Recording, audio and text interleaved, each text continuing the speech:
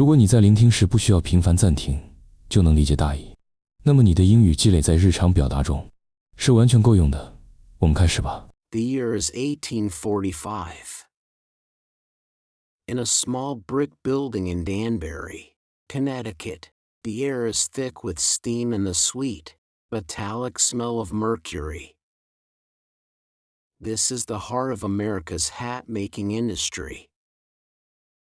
Men hunch over vats of orange liquid, their hands stained, their lungs filling with poison. They are creating fashion for the world. They are also losing their minds. Meet Eli Carter. At 20, he is strong and hopeful. He has a new wife, a baby on the way. The factory pays better than the farms. He ignores the rumors about Hatter's shakes. He needs the work. His first task is sorting fur. Rabbit, beaver, even nutria. The fine hairs fly everywhere. He coughs. His experienced coworker, Samuel, just laughs. You'll get used to it, boy. Just wait for the carroting. Samuel is 40, but he looks 60. His fingers never stop trembling. Carroting is the secret. It turns stiff fur into soft, malleable felt. Eli watches as Samuel pours the mercury nitrate. The orange liquid soaks into the fur. Now, knead it, Samuel says. Like dough. Eli plunges his bare hands in. The liquid is warm. The sweet, pungent fumes hit his nostrils. He feels a slight dizziness. Samuel calls it the Hatter's head rush. Weeks turn into months. Eli becomes a master of the carroting process. He is proud of his skill. But strange things start to happen. A slight tremor appears in his left hand.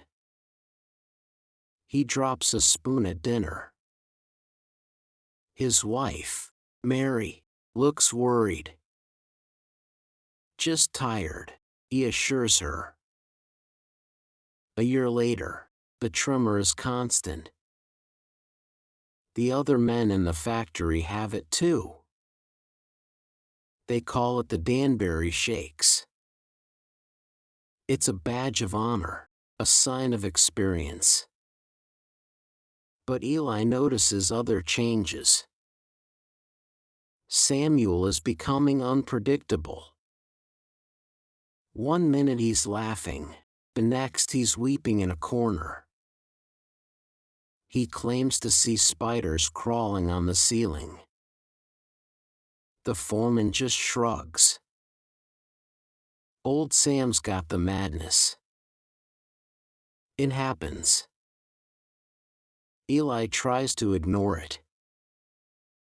He focuses on Mary and their new son, Thomas. But the poison is inside him. He starts forgetting things.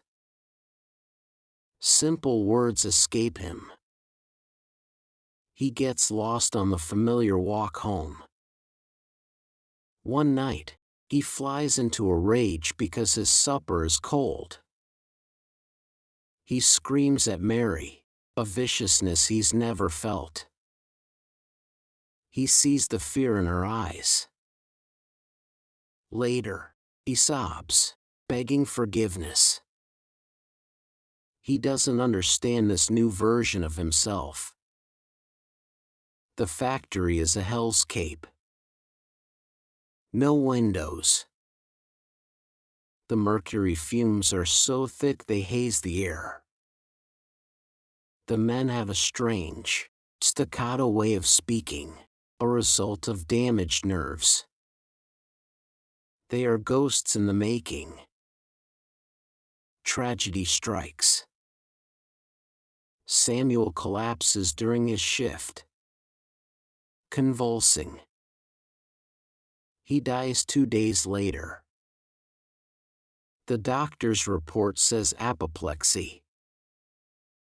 The men know the truth. Fear grips the factory.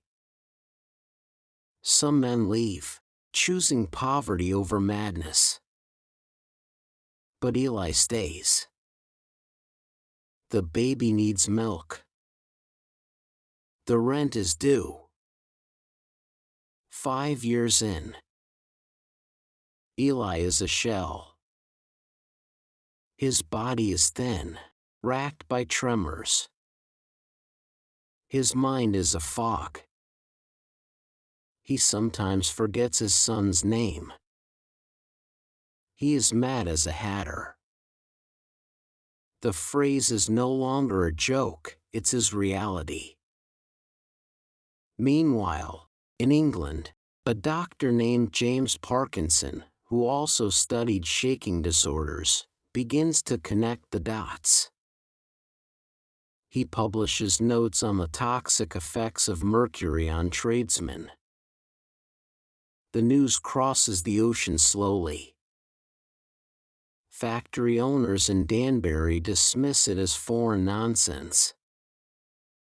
Profits matter more than the sanity of poor hat makers. Eli's final breakdown comes on a Tuesday. He is carrying a batch of beaver fur.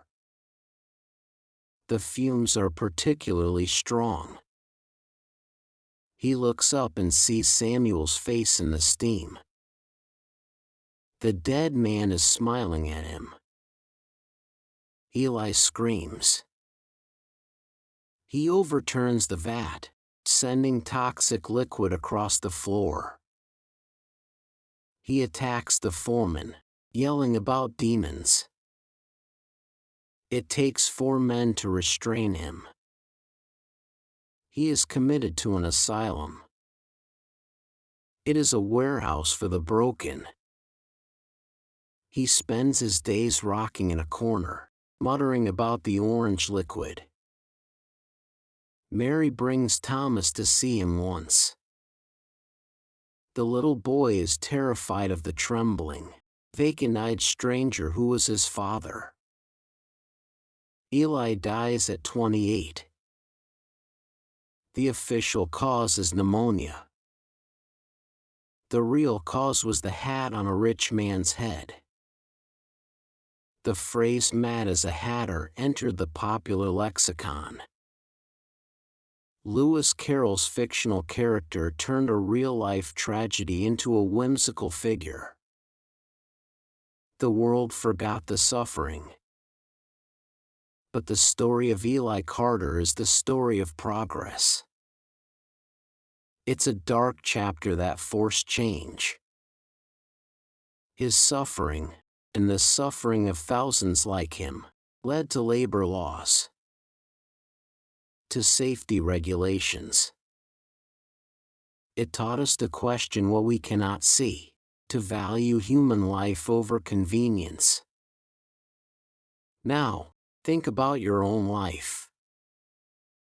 What are the modern mercuries? The invisible poisons we accept?